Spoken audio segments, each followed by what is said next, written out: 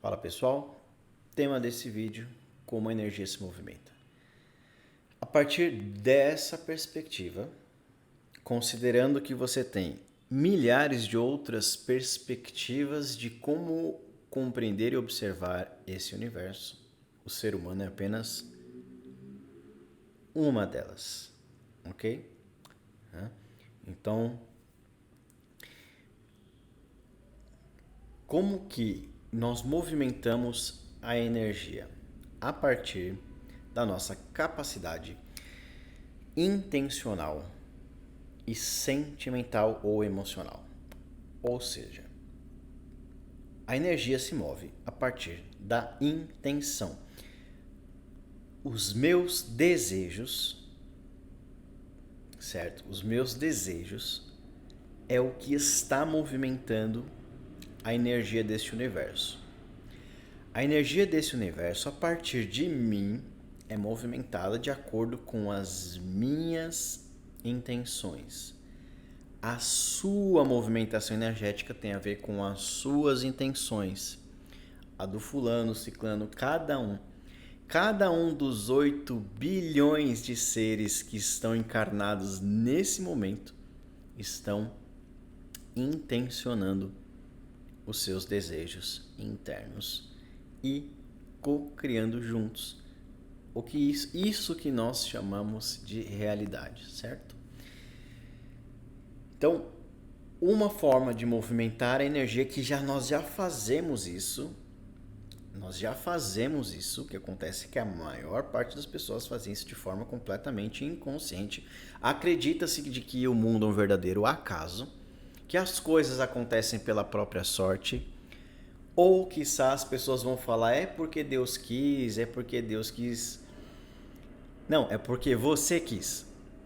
É porque o fulano quis, ok? Então, se você está assistindo esse vídeo é porque você quer também crescer na sua percepção. Então, uma das formas da gente crescer espiritualmente, compreender essa existência, é começar a assumir a autorresponsabilidade. Então, somos nós que fazemos tudo, que criamos tudo, ok? E eu sei que isso pode parecer um pouco confuso para algumas pessoas, para outras nem tanto, mas a gente vai discorrer aqui um pouquinho sobre isso. Então, a minha intenção, aquilo que eu intenciono na minha mente, e a mente não é o cérebro, ok? O cérebro é só um mecanismo físico deste corpo, uma interface. Okay? Nós temos a interface dos computadores, desse celular. Então, o cérebro é só um mecanismo de sinapses para que nós possamos experimentar essa realidade. Bem, então, aquilo que intencionamos na mente. Antes de fazer esse vídeo, eu primeiro intencionei. Ok? O que significa? Eu desejei, eu tive o desejo. Eu falei, vou fazer um vídeo para postar lá na internet com esse tema e tudo mais. Eu quero postar o vídeo. Eu vou postar o vídeo. Essa intenção, ela cria a possibilidade e a probabilidade disso acontecer. Ok? Eu vou dar um exemplo simples aqui. Eu quis gravar esse vídeo. Eu desejei gravar esse vídeo. Ok? Só que para eu gravar esse vídeo, eu preciso de alguns elementos. Primeiro, eu preciso de um celular, porque se eu não tivesse o celular, não seria possível fazer essa gravação. Mas como eu tenho esse celular, torna-se possível, então, criar o vídeo, ok? Certo? Então, começa pela intenção. E a intenção, ela vem acompanhada do sentimento e da emoção. O sentimento a intenção e o sentimento, eles caminham juntos. Ou eles devem caminhar juntos. Vou dar um outro exemplo. Se eu fui profundamente magoado por uma outra pessoa, e eu quero perdoá-la. Então, a minha intenção é de perdão. Eu quero perdoar essa pessoa. Eu tenho a intenção de perdoar. Mas o que eu sinto ainda não é o perdão. Eu ainda sinto raiva dessa pessoa. Então, aqui está desbalanceado. A intenção está desbalanceada do sentimento. E olha só, o peso do sentimento e da emoção, ele é mais forte do que da intenção. Então, nesse caso, se eu sinto intenção, desejo de perdoar alguém, mas ainda sinto muita raiva dessa pessoa, a frequência que eu estou enviando ainda é de raiva. Tá? Certo? Voltando no exemplo anterior. Vamos supor, eu tenho a intenção de gravar esse vídeo, mas o meu sentimento é de preguiça. Eu vou gravar o vídeo? Claro que não, eu vou ficar lá deitado, sei lá, fazendo qualquer outra coisa, né? A intenção, ela me direciona para algo, mas o peso maior para a movimentação da energia vem do sentimento. O meu sentimento de querer gravar o vídeo, de querer transmitir o conhecimento, era maior que outros sentimentos, do que, por exemplo, a preguiça. Estão entendendo? Então, a energia se movimenta através da intenção e do sentimento. Aqui a intenção é o nosso poder da vontade, é o nosso desejo interior, é aquilo que eu desejo e intenciono. E aqui vou citar um livro que é muito interessante, já indiquei para algumas pessoas, e quem se sentir de ler, leia esse livro que é fantástico, Os 4 Compromissos. Nesse livro, de Dom Miguel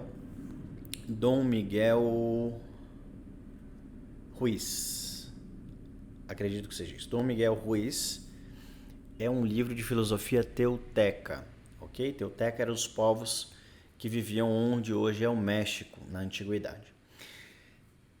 O primeiro compromisso, são 4 compromissos. O primeiro compromisso é sobre a impecabilidade da palavra, porque a palavra, ela tem poder quase que absoluto na responsabilidade da criação da realidade que você vive, de como você se sente e de como a realidade se apresenta para você.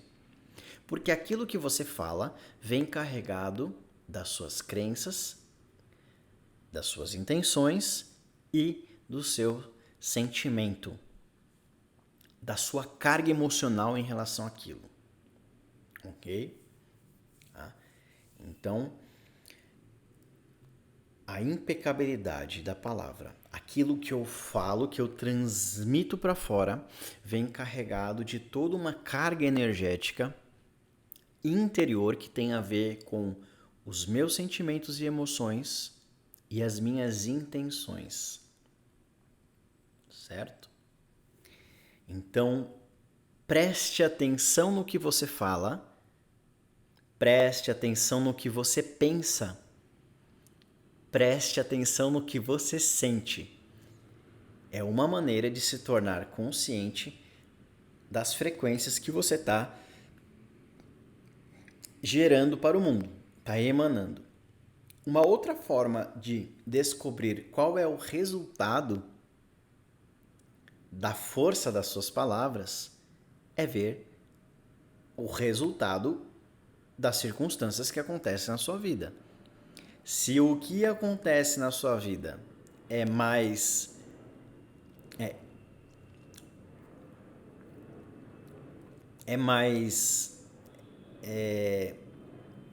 voltado para questões negativas, você presencia muito conflito, ou você é criador de conflitos. Qualquer coisa que as pessoas falam, você reage com agressividade, ou qualquer coisa que você fala, as pessoas reagem com agressividade. Se os seus ambientes são permeados por uma atmosfera negativa, destrutiva, você precisa rever a sua forma de pensar, sentir e falar. Tá? Aqui falar é só o externalizar, porque afinal o que é externo é só um reflexo do que é interno. Tá? Então a impecabilidade da palavra, a forma e o que falamos vai influenciar. A forma como nós comunicamos algo influencia. Então, essa força da palavra, ela deve ser observada por aqueles que querem ter um domínio maior sobre a sua vida, sobre a sua realidade e deixar, entre aspas, de ser vítima do acaso, da causalidade. O que, na verdade, não existe. Só existe intenção. Ou essa intenção ela está consciente, dentro do seu campo de consciência, ou esta intenção está completamente inconsciente. Já digo, a maior parte das pessoas estão inconscientes. A maior parte das pessoas estão dormindo ainda. Tudo que elas fazem é para levantar, trabalhar, voltar para casa, dormir de novo, acordar no dia seguinte, trabalhar, voltar para casa, dormir, e elas não têm tempo para ter essa reflexão que nós estamos propondo aqui. Okay? Até que elas acordam. Quando elas acordarem, então elas vão passar a ser mestras de si mesmo, criadores da sua própria realidade. Elas vão sair desse lugar que nós podemos chamar de vitimismo. Um lugar onde eu sou a vítima de todas as coisas, eu sou a vítima do universo, eu sou a vítima de fulano, de não sei quem, do governo X, do governo Z, não sei o que. Percebe que as pessoas que estão num lugar de vítima, elas estão sempre buscando um culpado para o seu próprio sofrimento. E é quase que imperceptível. No fundo, ela sabe. Se ela fizer uma pequena reflexão, ela vai identificar isso que eu estou falando. Mas é meio que fica velado ali, assim. Eu não posso acreditar que sou eu que estou criando tudo isso. Então, eu não posso aceitar que eu estou criando isso. Então, eu vou culpar alguém. Eu preciso colocar toda a minha raiva, todo o meu ressentimento em relação ao universo, à vida em alguém. Em uma pessoa, em um sistema. Perceba, as pessoas são livres, sempre foram livres, mas elas vivem aprisionadas. Ok? Então, saia, se você quer esse lugar, se você quer sair dessa matrix, como diz, né, assim que fala, se quiser sair desse lugar de sofrimento, então tem que criar um negócio chamado autorresponsabilidade. Eu começo a compreender o tamanho da minha existência e a importância da minha fala, dos meus pensamentos, dos meus sentimentos. É isso que está movimentando a minha energia, ok? Se você frequenta um lugar X, você vai ter a energia daquele lugar. Se você frequenta um lugar Y, você vai ter a energia daquele lugar. Vou dar um exemplo. Se você agora você está na sua casa, você sai da sua casa e você vai lá. Aqui em São Paulo nós temos um lugar aqui de São Paulo que foi apelidado de Cracolândia. É um lugar onde as pessoas se juntam para usar droga, principalmente drogas muito pesadas como o crack.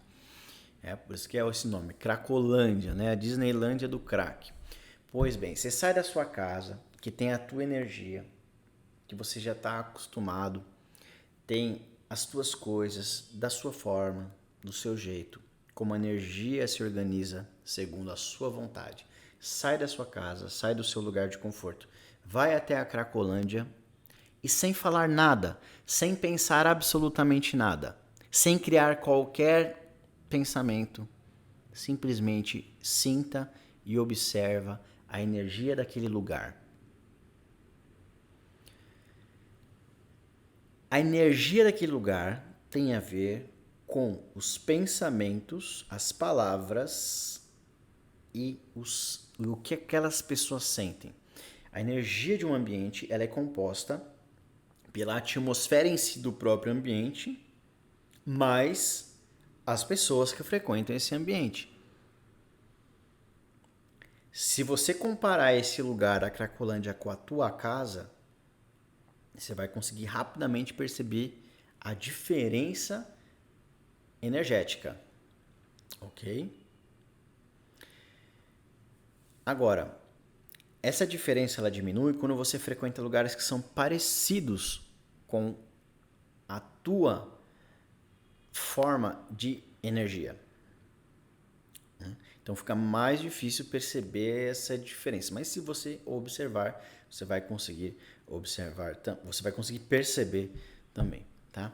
Então, a forma como a energia se movimenta no universo tem a ver com... Por que eu estou explicando isso? Para a gente começar a perceber como a energia se apresenta, tá? Se você for numa igreja católica, eles têm uma característica de como a energia se movimenta naquele lugar. Agora você vai, por exemplo, num terreiro de Umbanda. É completamente diferente. A forma como a energia se apresenta. Veja bem, nós não estamos falando do que é melhor ou pior. Nós estamos falando de características diferentes. Certo? Se você perguntar para uma pessoa que frequenta a Cracolândia, ela vai achar aquele lugar maravilhoso. Tanto que deram o nome de Cracolândia, né? Certo? Por isso que ela frequenta lá, porque ela acha maravilhoso. E não vou entrar nos méritos aqui de consciência ou inconsciência. Mas se ela está lá é porque ela, de alguma forma, alimenta. Porque se ali queimasse como o fogo queima, ela não estaria lá. Certo? Se você pôr a sua mão no fogo agora, tem um tipo de energia. Você não fica 1 segundo, no máximo, porque a tua mão vai queimar, ok? Então você sai, né? Enfim, então, algumas formas de leitura de campo energético para você começar a situar onde está a tua energia, como está o teu campo e como você quer criar a sua energia. Você é o alquimista da sua vida. Você é o alquimista da tua história. Sim, maior parte ainda é inconsciente, óbvio. Mas o que tiver consciente, então domine isso. Seja o melhor que você pode para você mesmo. Afinal, somente você pode viver a sua vida. Se a sua vida está mais ou menos, quem é o responsável? Se a sua vida está super legal, isso é um negócio curioso, né? Quando a vida das pessoas está, tá fluindo, tá muito bacana, as pessoas batem no peito, né? E falam, não, porque eu fiz isso, eu fiz aquilo, que não sei o que não sei o que lá, que não sei o que. Nossa, é um puta, né, de um orgulho. Agora, se a vida da pessoa tá uma merda, se ela tá sofrendo, tá sem dinheiro, que não sei o que lá, aí é sempre culpa do outro. É curioso, né? E é curioso também quando as pessoas colocam a culpa em Deus também, né? Ai, ai, ai. A gente vai fazer vídeos sobre isso também. Mas é um pouquinho complicado, porque... Bom, agora que eu comecei a falar, vai vir muita coisa. Mas eu preciso tomar muito cuidado, porque entrar em sistemas do status quo é muito complicado, né? Senão vou ser cancelado aqui na internet. Mas tudo bem. O que tiver que ser falado vai ser falado, né? Por enquanto a gente vai falando isso aqui, tá?